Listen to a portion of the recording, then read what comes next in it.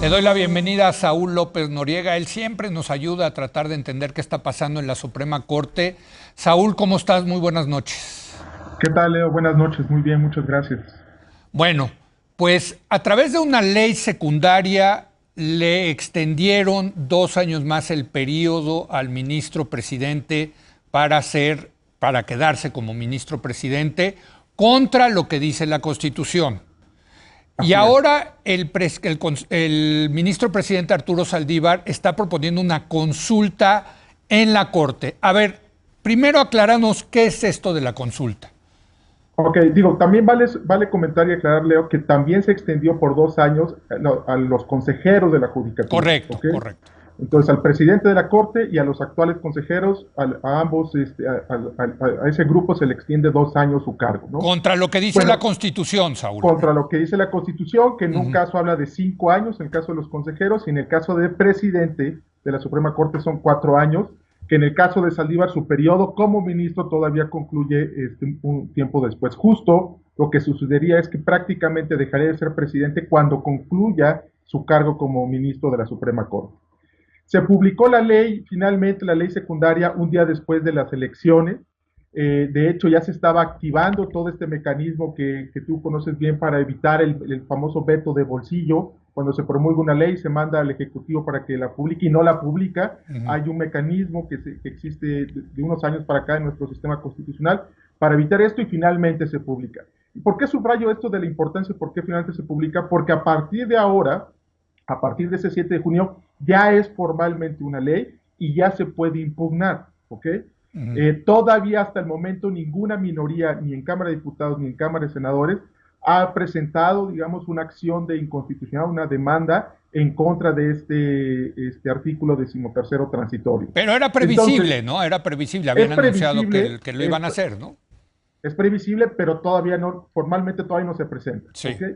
Entonces, al día siguiente de que se publica, el ministro presidente dice, bueno, y con independencia de que se presente alguna demanda, alguna acción, vamos a analizar ese famoso transitorio que ha afectado, él mismo lo ha dicho, la autonomía, ha afectado un poco el entorno respecto a la autonomía y la independencia de la Suprema Corte y del Poder Judicial. Entonces, vamos a analizarlo vía una consulta extraordinaria.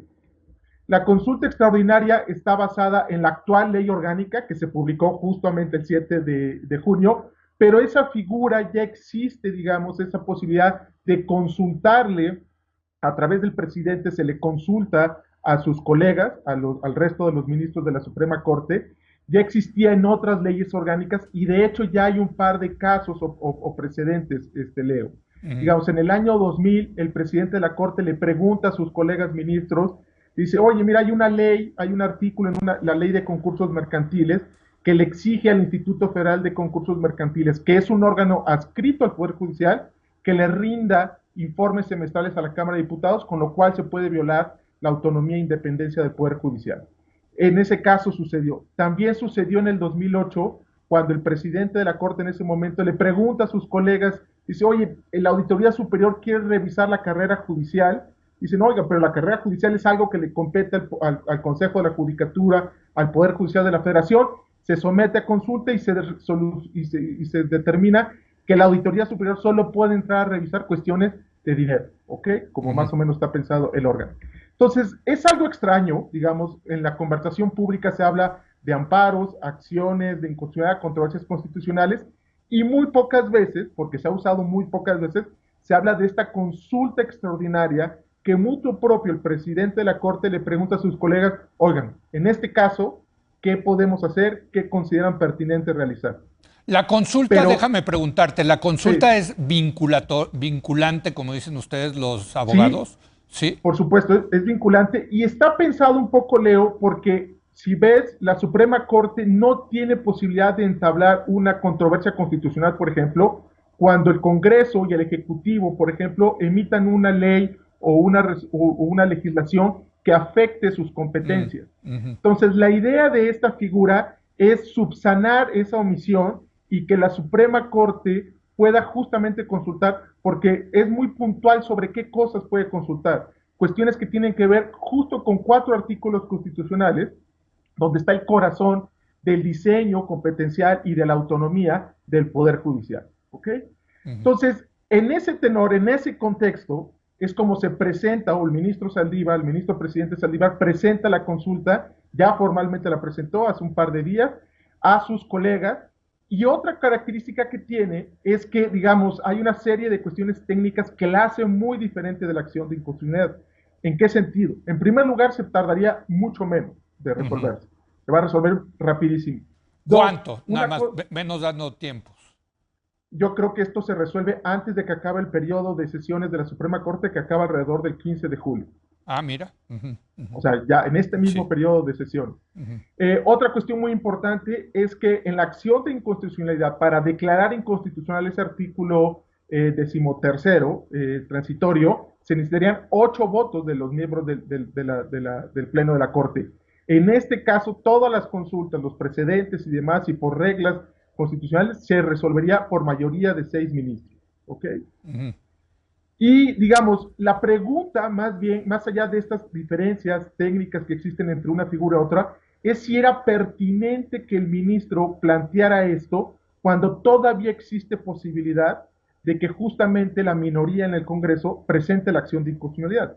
Porque puede haber un escenario, Leo, donde ya se planteó la consulta, se resuelve la consulta en un sentido u otro, y luego venga la acción de inconstitucionalidad en contra de ese mismo artículo. ¿Okay? A ver, pero déjame ponerlo en la siguiente forma. Con la consulta, creo que esto es importante. En lugar de necesitar 8 ministros para echar para atrás esta ley, se necesitan 6 ministros, 6 de los 11. Se necesitarían, así es, 6, en efecto. Si 6, efectivamente, porque la consulta es, a ver, la simplifico aquí.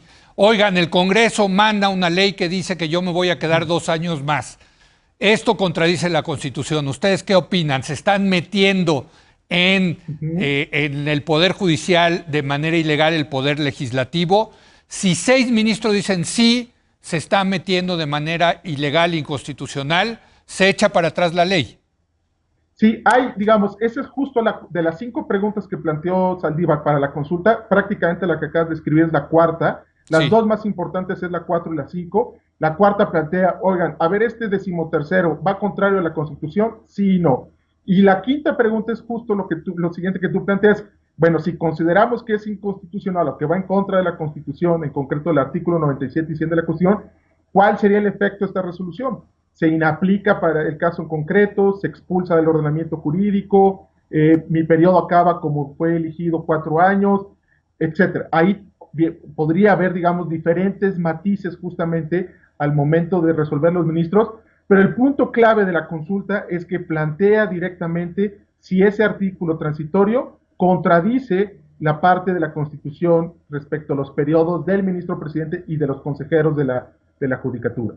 Pero a ver, déjame preguntarte, si la pregunta 4 dicen sí, es inconstitucional, no se debe de quedar el presidente, y en la 5 dicen, pero esto no debe de aplicar en el futuro, no en el presente, pues tendría que ser congruente la 4 con la 5, ¿no, Saúl? Sí, yo creo que la consulta, digamos, las 3 primeras preguntas tienen mucho que ver respecto con esta figura de la consulta extraordinaria, qué se debe de proceder, pueden meterse, no pueden meterse en este caso. Yo creo que la pregunta clave era la pregunta 4, que dice si este transitorio contraduce o es acorde con la Constitución. Si dice que no es, pues entonces el periodo de Saldívar, como marca la Constitución, debe acabar en 4 años, y el periodo de los consejeros debe concluir en 5 años. Creo que justo la consulta, no solo el hecho de meter la consulta sin esperar, digamos, hay que acordarse, Leo, que las minorías legislativas tienen 30 días para impugnar. Si en 30 días no impugnan, entonces ya, digamos, ya no pueden realizar esa acción de inconstitucionalidad. Yo creo que debió haber esperado el ministro presidente a que pasaran esos 30 días. Si nadie mete una acción de inconstitucionalidad, entonces sí ejerce esa facultad de consulta extraordinaria, no mezclar los 2 medios de control, no mezclar los 2, digamos, sistemas legales que están contemplados. Y la otra cuestión es que creo que ya que ejerció la posibilidad de la consulta extraordinaria, creo que las 5 preguntas enredan más este asunto. Creo que la pregunta puntual es si, insisto, este artículo 13º transitorio contradice o no al texto constitucional. Si sí, creo que es clarísima la respuesta, se resuelve con 6 votos y se acabó, ¿ok? Pero creo que... Ajá, sí. Sí, es que me queda tiempo para una pregunta y sí te la quiero Sí. hacer. Ayer el presidente López Obrador dijo que él cree que no va a haber mayoría para que se quede el ministro Saldívar 2 años más. Yo creo que tiene toda la razón el presidente López Obrador, que creo que sí va a haber una mayoría de 6 o más ministros que va a decir, a ver, no, aquí el ministro presidente se queda 4 años y se acabó. No sé cómo lo veas tú conociendo más a los ministros. Yo también creo, y de hecho aquí ya hay muchas lecturas de por qué Saldívar se anima a realizar esta consulta cuando aumenta la probabilidad de que se considere inconstitucional porque se exige nada más mayoría de 6 ministros. Si uno empieza a ver los nombres, digamos, la manera como han votado, la relación que tienen esos otros ministros con el actual ministro presidente de la Corte, es muy probable que se consiga la mayoría de 6 para considerar que es violatorio de la Constitución ese artículo transitorio. Algunos en ese sentido consideran que esta medida de Saldívar ya no funcionó, ya no jaló, vamos a deshacernos ya de este artículo transitorio que está complicando muchísimo procesar temas al interior de la Suprema Corte, temas al interior del Poder Judicial.